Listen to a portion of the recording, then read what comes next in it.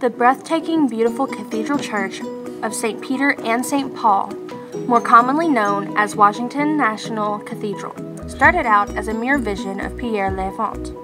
When President George Washington commissioned him to create a visual plan for the nation's capital on January 24, 1791, L'Enfant imagined a great church for national purposes.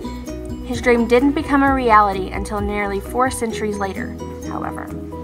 First, Congress would have to grant a charter to the Protestant Episcopal Cathedral Foundation of D.C. in 1893 to allow the cathedral to be created. Construction finally began in 1907 when the first stones of the cathedral's foundation were laid. In fact, upon the first stone itself was inscribed, "The Word was made flesh and dwelt among us." John 1:14. 1990 marked the completion of the cathedral and the end of the 83-year construction. Thus, L'Enfant's dream was established and the nation gained one of its most ravishing landmarks. The cathedral has infinite points of interest for those who visit it. Inside the cathedral, visitors will find the building is filled with nothing but enchanting stained glass windows, intricate stone carvings and doorways, and lifelike statues. Most visitors find the 3 rose windows of the cathedral especially breathtaking.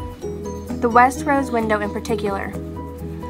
Each window depicts a different scene. In the west, there is the creation. In the north, there is the Last Judgment. And in the south, there is the Church Triumphant. The cathedral boasts a stained glass window that holds a piece of lunar rock as well. There are 231 windows in total. Within the cathedral, visitors will also find extremely realistic statues of St. Peter, George Washington, Abraham Lincoln, and Rosa Parks, who was recently added. The cathedral also contains 288 angels throughout. Above the Jerusalem altar, there resides an awe-inspiring carving and statue called the Tier Sanctus Redentus, which translates to the thrice holy carved stone screen. In the center is a statue of Jesus holding a cross. From the outside of the cathedral, visitors can take in the amazing architecture. The cathedral was built in an English Gothic architectural style and has some French and Spanish Gothic style features.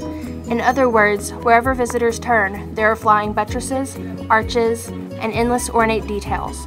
There are also creedal bosses above the doorways and the nave vaulting that are just fantastic.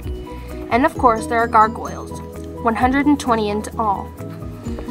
Fun fact, in the 1980s, the cathedral held a contest to design a gargoyle. Third place winner, Christopher Rader, had drawn a picture of Darth Vader. Hence, the reason Darth Vader's head can be found high up on the northwest tower of the cathedral.